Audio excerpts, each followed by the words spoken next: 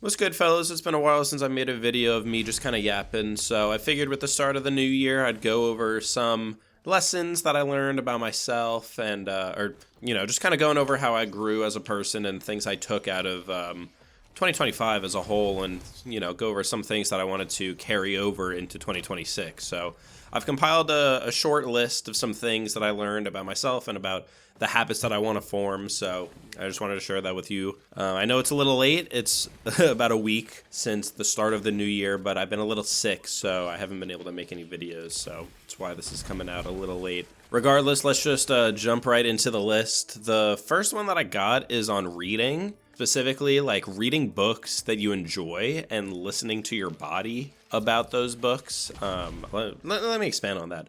First, reading things that you enjoy, I feel like is kind of obvious, but I think I've been traumatized from school and reading things that I didn't care about, and because of that, I just it was a slog getting through them if I even read them. I mean, in school, it's easy to just not read the material that you're supposed to. Regardless, I read 8 books in 2025, which is the most that I've ever read in a single year. And I really only did that by focusing on finding books that I found interesting, on topics that I found interesting, and not being afraid to drop books if I didn't find them interesting.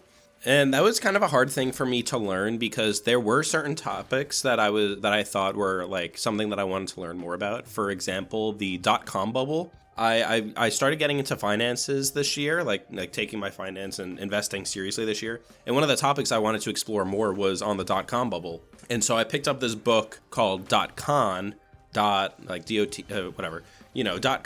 and I was super excited to get it. And then when I got it, I tried reading it for a week, and I just could not stick with it. When I would try to read it, I would just get tired. I would literally start to fall asleep, and my attention would waver. I just couldn't pay attention to the book. And that's what I mean by listening to your body. If you're doing something that you truly don't enjoy, then your body will kind of reject it. Or at the very least, it'll give you signs that you should be doing something else with your time. And for me, it was really paying attention to when I would start to get tired. And now there are countless other books throughout 2025 that I tried to read, and I just couldn't stick with it. Just because my focus I wasn't able to focus on it. And so I, paid attention to that, and I decided to drop the books and not feel bad about it. Because if anything, you can always go back and read it again if you really wanted to. So that's the big thing that I learned. Also, reading is just really good for you. So I really wanted to spend a lot of time reading this year, just because I feel like it makes you sharper. It it expands your vocabulary, and it just feels good. For me, it feels good to read. And so learning to enjoy reading and enjoy the stuff that you're reading is super huge. I feel like that's kind of obvious, but I just wanted to expand on that because it's something that I learned about myself this year, and I haven't been a big reader, but now I'm actually really enjoying it. The second lesson that I have, and something that I really tried, I really put in a lot of effort to do this year, was to get rid of all of the distractions. And mostly what that meant for me was getting rid of social media and limiting my screen time on my phone. That was really the hard thing. Over the years, I've been kind of fading out social media usage. I deleted Snapchat. I don't have Instagram on my phone, and those are really the big two. I don't use TikTok, so social media has been kind of fine for the most part, but I would get screen time notifiers every day or every week on my phone being your phone usage is down 20% for an average of 4 hours a day. And I'd look at that and I'd be like, how am I using my phone for 4 hours a day? And the big thing that I realized was that it's YouTube. And so it was a really hard decision for me to make, but I decided to delete YouTube. And this is something I'm gonna make an entire video on getting rid of YouTube. It was a really hard decision for me because I've had YouTube on my phone since I was 12. It's been 13 years I've had YouTube in the same spot on my phone. So instead I deleted it, and in its place I put chess on my phone. I would just instinctively go to where YouTube is and tap it, but now I just open chess. And as a result of that, I basically got rid of all forms of short form content, reels and shorts. And I need to watch YouTube on my TV or on my laptop or on my PC. I have to find a different way. And this really makes it so I'm more intentional with my phone usage. Now I really only use my phone for like chess or for like Gmails or something else like that. Like I don't go on my phone to distract myself now. I use my phone as a tool. And I think that's like that was the original purpose of a phone, was to be a tool rather than a distraction or like a something to like get your dopamine hit and be a crutch. Another big part of this like getting rid of distractions campaign that I've had for myself is also limiting the music that I listen to. Not that like music has been distracting or anything like that, but I noticed that when I would go for a walk or even when I go to the gym, I don't listen to music anymore at the gym. I like to just sit there and just like be in the moment and like dissociate most of the time. But like there were I knew it was a problem during college because there were times when I would go to the gym and I would realize that I forgot my AirPods, and then I'd be disappointed and I would just turn around and go home and I wouldn't even work out that day because I thought it was pointless. And to me, that was a sign that there's a larger issue, and that is I'm basically dependent on music to go to the gym. And so ever since that moment, I cut off like listening to music at the gym. You don't have to be that extreme if you don't want to. Like that's just a personal preference. Like I'm totally fine with just like listening to the silence of weights being lifted. Like I don't know. But another big thing that I mentioned also is going on walks. I feel like my best, I think that I have the best ideas when I'm out for a walk. And so I don't want to potentially like limit my creativity by listening to music or even like listening to a podcast or something on my walk. I think it's really nice to just like be in the moment, and especially around my neighborhood, it's like super quiet and very peaceful, and I don't want to like ruin the peaceful moment by like blasting music in my headphones. So really the only time I listen to music now is when I'm like writing a script for a YouTube video or when I'm editing a video or just something like that. Like something AFK, like RuneScape, I listen to music when I'm playing RuneScape. But yeah, that's just another way that I'm trying to get rid of distractions for myself, is by limiting music. That might be seen as extreme, so you don't need to do that, but that's just something that I've been doing. The third big lesson I've taken out of 2025 that I'm really glad I started to do was get serious about my finances and my investing portfolio. I find it really enjoyable, actually, to learn as much as I can about finance. Like, I feel like the knowledge I'm gaining, even if the things that I'm learning don't have any space in the physical realm. What the fuck am I saying? Even though when I'm learning these things, like nothing really changes, it's just me sitting on my couch. But I feel like the knowledge that I'm gaining is really empowering me to like make more better, well-informed decisions for how I'm spending my money. And I don't know, I just love.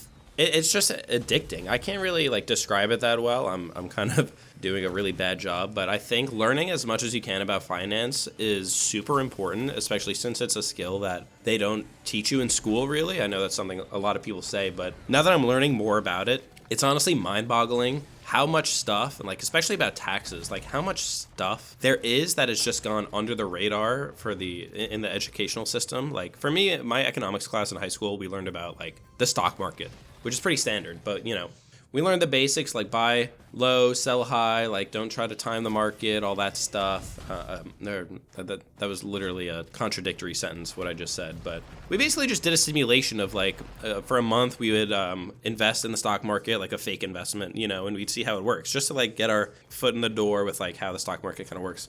That was great, but I feel like I didn't really learn a lot from that class. But regardless, I think I just went on like a really long tangent. All I'm trying to say is learning about finance and investing is a super important skill that everybody really should know more about. And I think the biggest thing separating rich people from poor people is just knowledge. Like everybody has a chance to be wealthy. They just need to know how to do it. That sounds so dumb when I say it out loud, but one of the things that really opened my eyes about this topic was how people's perspective on like the systems being rigged. Well, I'm not going to go super in depth on how systems are or are not rigged. I think what people fail to realize is that the systems are rigged for everybody. Like it isn't exclusively rigged for rich people, although rich people do get a lot of benefits because they have more money, obviously. But there are systems in place for everybody to benefit from, like tax benefits and like write-offs and a bunch of stuff. I don't know what I'm saying, bro. I'm not a financial advisor also. I think I have to say that. I don't know. Although I've probably done the worst job of explaining this topic, like this lesson of finance. I think this is the one I've had the most success and the most enjoyment learning about and doing, is everything finance related. All right, the fourth lesson I have for you is to develop foundational habits that get the ball rolling and creates momentum for positive change. For me, habit building was something I really honed in on in 2025, especially after reading Atomic Habits by James Clear. That book really opened my eyes in a lot of different ways, and I want to make an entire video just on the lessons I learned from that book, and I'm definitely going to do that. But it really opened my eyes on how the goal isn't to gain a substantial amount of progress within a short time. It's about getting 1% better each day. And the basis of that is to develop these foundational habits that give you the opportunity to make better choices throughout your day. For example, one of the problems that I had last year was I noticed that I would wake up too late and I wouldn't give myself enough time to really do anything in the morning before I had to go to work. So really, I only had enough time to like put on clothes and run out the door. And because of that, I have always felt like I kind of lost the day because I did nothing in my morning. Like I didn't even have time to like eat breakfast or do anything, like go for a walk. So what I started doing was I started waking up earlier. That way I could make breakfast, I could do a little reading, I could do whatever. Anything to give me some form of agency in the morning to make it feel more meaningful.